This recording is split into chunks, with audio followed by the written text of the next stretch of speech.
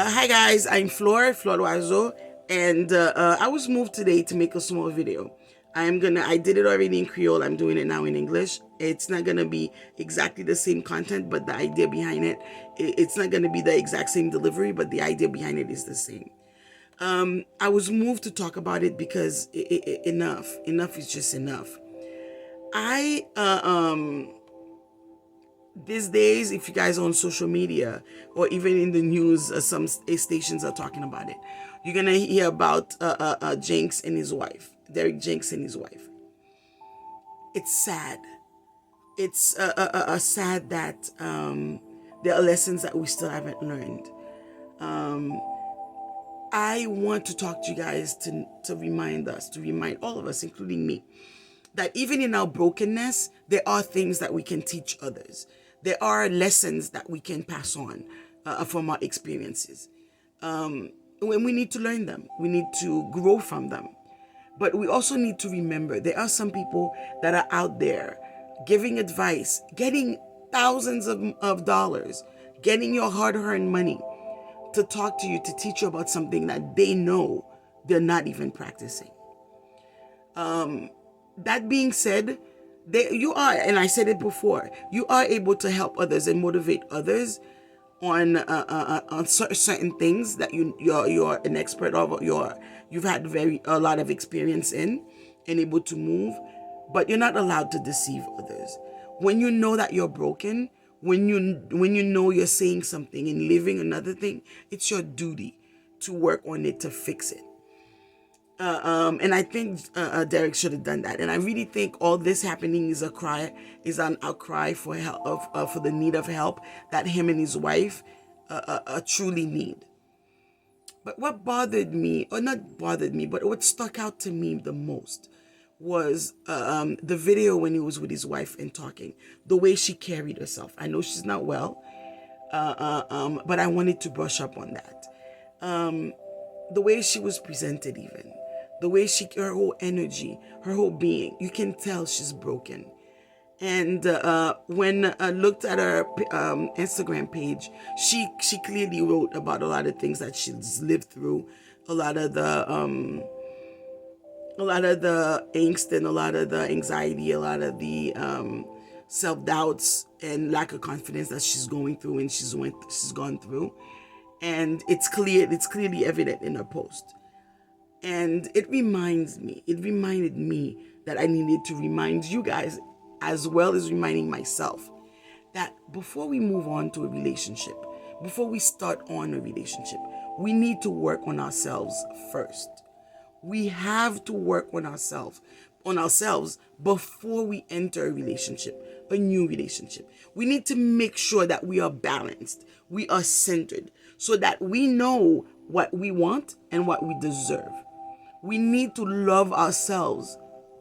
We need to love the person that we are, the good, the bad, the beautiful, the ugly, whatever you may call it. We need to know these things, love these things, and embrace all these things. And then you know what? When we love ourselves truly, that will attract others that will love us the way they're supposed to. It's I really, really, really think I really hope actually that they are both going to go on and have the therapy that they need, and that they're going to move out of social media, take the time to regroup, recenter, relearn about themselves, what they deserve, what they need, what they want, before coming back. It's not to bash them. The guy's not my friend, the woman's not my friend, but we definitely can learn what's happening. And the other thing that I wanted to say, as she talked about the self-doubts that she had because of women messaging him, and the pictures, the videos she's seen, and all these things, it made me think and remember that our whole concept of beauty is skewed. Do you guys know that beauty is really the way that we hold ourselves? Beauty is really in the way we treat other people. Beauty is the way we love. Beauty is self-acceptance. Beauty is in the soul, not this outer shell that we're carrying around and spending millions of dollars in fixing and showing up. Yes, we have to look good. Yes, we have to change our hair. You guys know I do all the time. Yes, we have to take care of this outer shell. But the real work should be on the inner person that we are, on our soul, on our person. And it was evident that her messaging through her upbringing and what life has taught us, has taught her and some of us, is that beauty is what's outside. It truly is not. There are days when I look at myself in the mirror and I'm like, ooh, this old body needs a little touching up. This body, ooh, I need a facial. I really need to get my nails done. At the same time, think, damn, I'm beautiful.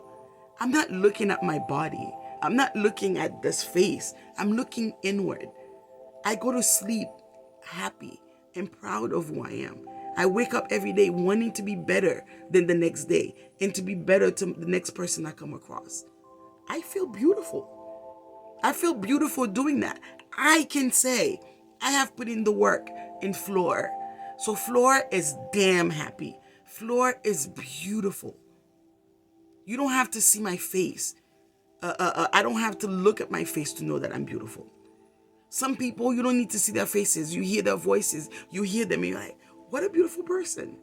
And when you see them, whatever societal scars or blemishes they may have, they all of a sudden disappear because you get to know the real person. A lot of times that's why long distance relationships work because you're not focusing on the beauty. You get to know the person, their soul, the being. That being said, I want to end this by saying, sometimes we ask God, we ask the universe, we ask the divine to give us to give us this person, that person, to give us this life, this car, that house, this amount of money, this business, not realizing that it may not be our time. Not realizing that when the universe does not respond, does not give you those things, it's not punishing you. It's preparing you for your next level. It's preparing you for that in which is owed to you. Because yes, the universe owes things. When that happens and you keep asking and you don't get it, remember to be patient. Not everybody you meet are the way that they show outwardly. So when the universe takes someone away, or you see you're interested in someone and a few days later, you're like, I don't know, something's off. Learn from that. The universe is trying to teach you that's not your person. The person may look great on the outside, may speak well, may do all that, but inwardly, that person is not for you. So be patient. When the universe, again, when he tells you, because he tells us all the time, nope, you ask him like, please give me, I want him. I saw him. That's the guy I want. So you go after the guy, whether he's married, not married, broken, not broken, broke, rich, or what have you. You keep insisting going after that guy, and the universe keeps pulling you back. You keep praying and saying, God, dear God, please, I want him, I want him, I want her, I want her. And the universe doesn't provide, doesn't bring that person to you. It's protecting you.